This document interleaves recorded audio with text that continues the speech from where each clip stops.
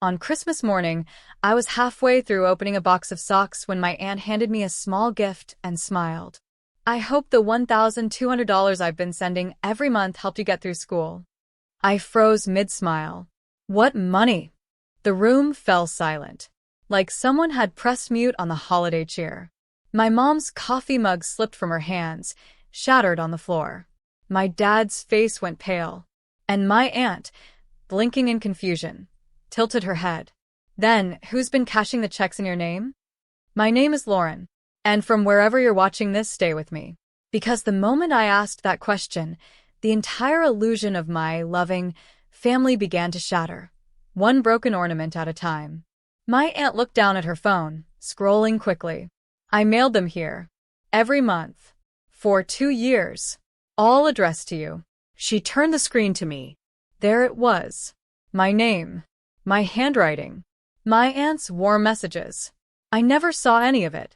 My heart started pounding. I looked at my parents, my mother wide-eyed, my father suddenly fidgeting. They said nothing.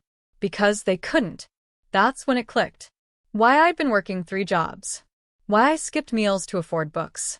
Why my financial aid had almost been revoked. Why every time I'd asked for help, they'd said, money's tight. Because they'd been taking it. My aunt stood up, stunned. You mean to tell me you never got a single check? I shook my head. I thought you stopped caring. She turned to my parents. Then who the hell? My mother stammered. We didn't want to burden her with taxes. She was already so overwhelmed. My dad added, we put some of it toward bills. It's not what it looks like. I stood slowly. It looks exactly like what it is.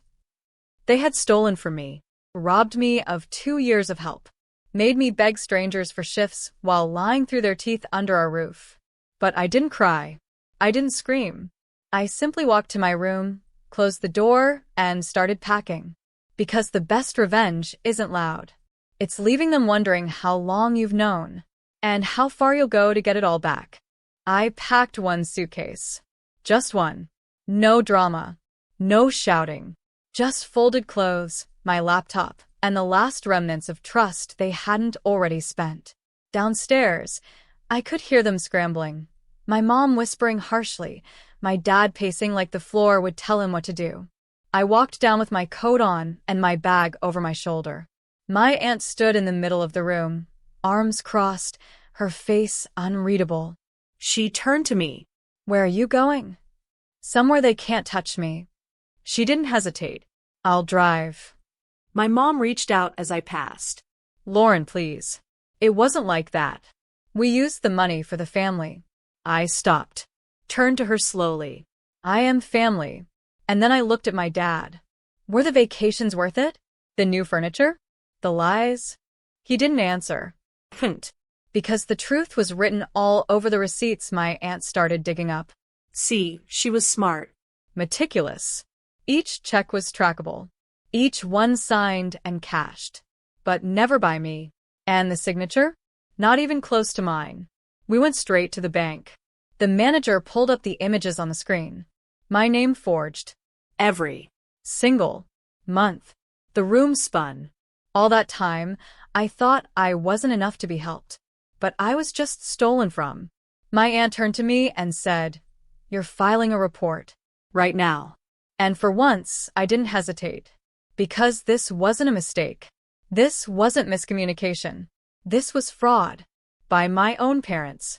By people who tucked me in at night while robbing me blind. That night, I didn't sleep at her house. I planned. Every login. Every email. Every document. I needed to freeze the accounts they used under my name. And as I clicked submit on the fraud report, I whispered to myself, you built a life off my struggle. Now watch me rebuild one without you in it. The bank called 2 days later. Their tone had changed. What started as routine verification was now formal investigation. Apparently, the signature wasn't just mismatched, it was sloppily forged. And the account the checks were being deposited into? Joint. Under my father's name. With my mother as a co-signer. They didn't even try to hide it. Just tucked my future under their mattress and spent it like a bonus.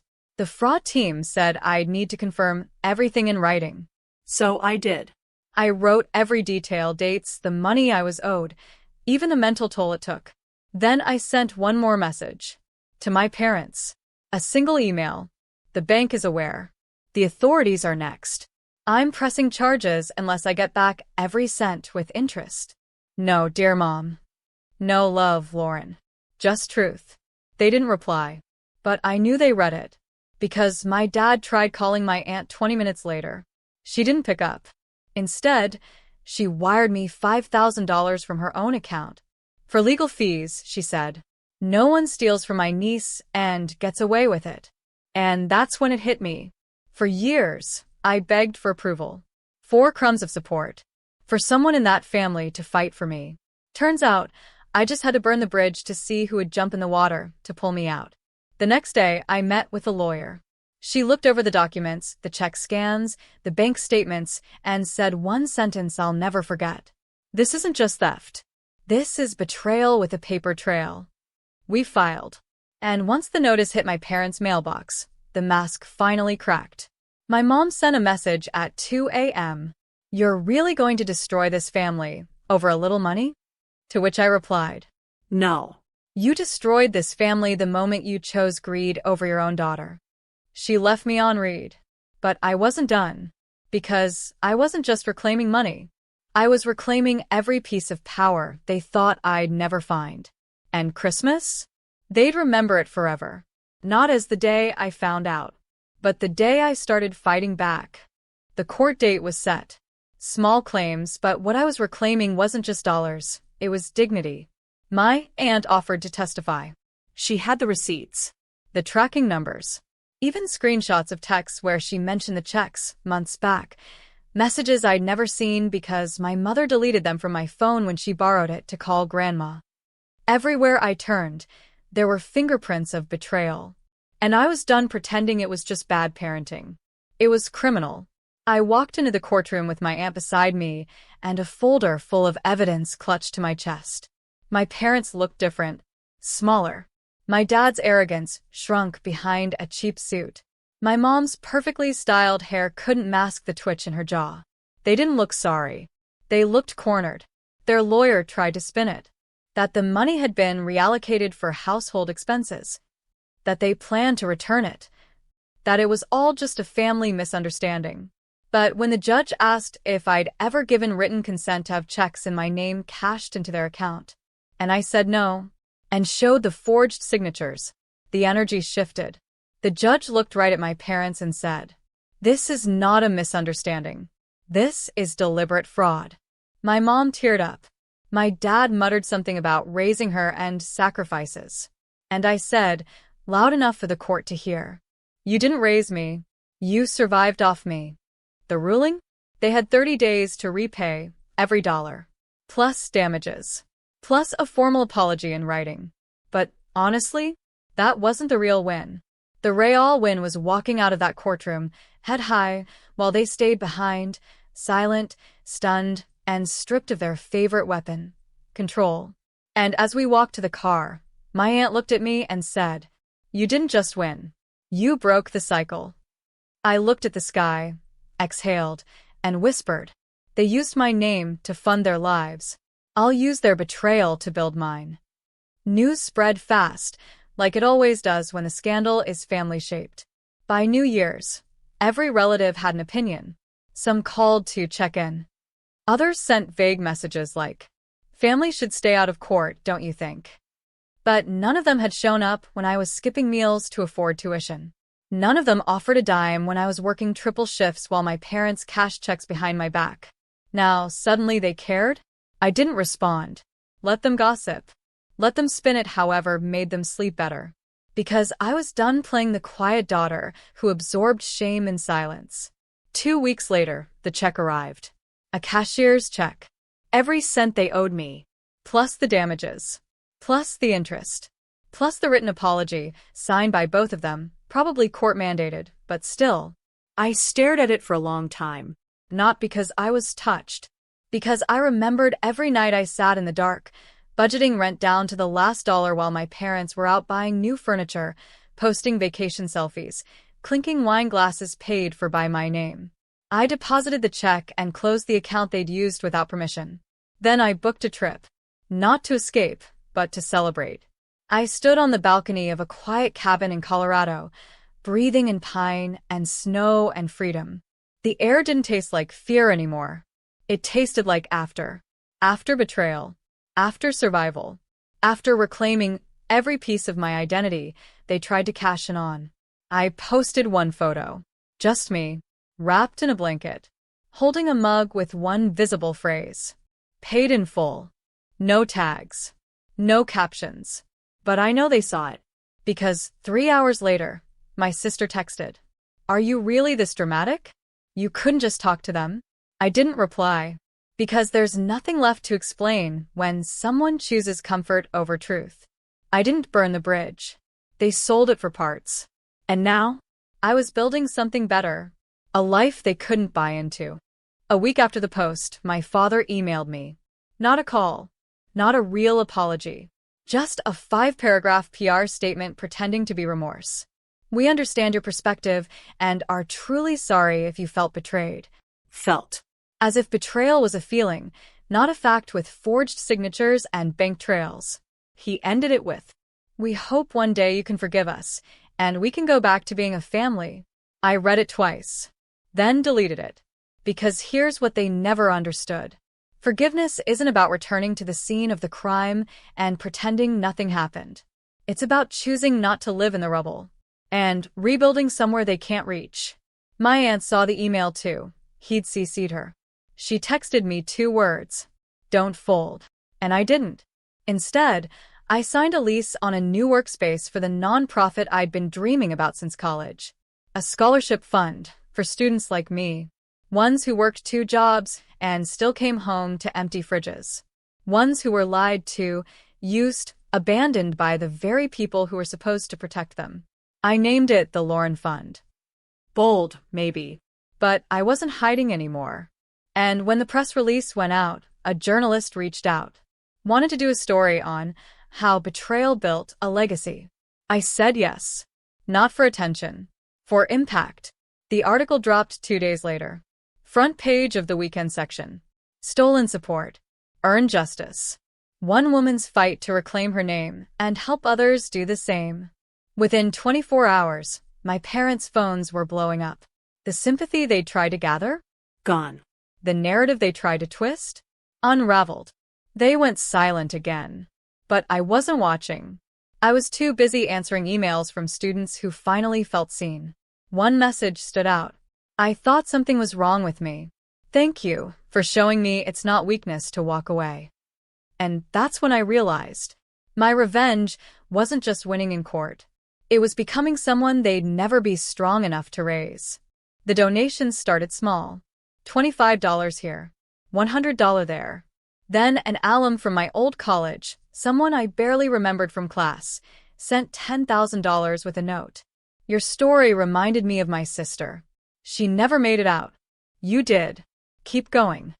I sat at my desk and cried. Not because I was sad. Because it finally made sense. All the nights I ate $8 ramen. All the textbooks I couldn't afford. All the moments I questioned my worth while my parents lived comfortably off the money meant to save me. They weren't just pain. They were foundation. Pain, stacked brick by brick into something no one could tear down again. And just like that, the Lauren Fund went viral. Students wrote from community colleges, trade schools, Ivy Leagues. Stories that sounded too much like mine to be coincidence. My parents tried to spin the narrative. They posted a photo together on Facebook, smiling, holding hands, captioned, "Forgiveness and family first. We all make mistakes." The comments were brutal. "Mistake? You stole your daughter's future. You didn't raise her. You robbed her." They took it down within the hour. I didn't have to say a word. The world did it for me. And while they spiraled, I flourished. I gave my first keynote at a youth conference. Spoke to a room full of teenagers who thought struggle made them small. I told them, struggle sharpens. Betrayal breaks the shell. But rebuilding? That's where power lives. I didn't need to mention my parents. but they were there in every sentence. Every truth they once buried under guilt and gaslighting, I now spoke aloud, without shame. After the talk, a girl hugged me and whispered, "I thought maybe I was crazy, but you proved I'm not alone." That's when I knew I wasn't just healing for me. I was healing for us. Every daughter who was told she was too sensitive, too dramatic, too much of a burden to believe. The truth? I was never too much. They were just never enough. It happened quietly. A letter in my mailbox, no return address, just my name in my mother's handwriting. I stared at it for a while. I didn't open it out of curiosity. I opened it because I already knew how it would end. Inside were 2 pages. The first was an apology, if you could call it that. "We never meant to hurt you. We were struggling too. We thought you'd understand when you were older." The same old gaslight, dressed in nicer words. But the second page? That was different. A check. For $1. Memo line. "What's left?" I laughed. Out loud. Alone. Not because it was funny. Because it was perfect. After stealing thousands. After lying to my face. After years of treating me like background noise, they still thought they had the last word. But the truth? They gave me everything. Every betrayal was a blueprint. Every stolen check was a spark. Every time they made me feel small, I quietly built something unstoppable. I framed the check. Hung it in my office, right beside the first full scholarship we awarded through the Lauren Fund. Not as a reminder of what they did, but of what I survived. And now? I don't wait for apologies. I don't flinch at silence. I don't shrink for love that only shows up when it wants to be forgiven without accountability. I live. Loudly. Freely. Fully. Surrounded by people who don't just clap when I win. They show up when I struggle. My parents? They became a cautionary tale. The price of betrayal is steep, but the cost of underestimating me? Permanent. So this Christmas, I sat beside a tree again. But this time, I handed someone else a gift. A check.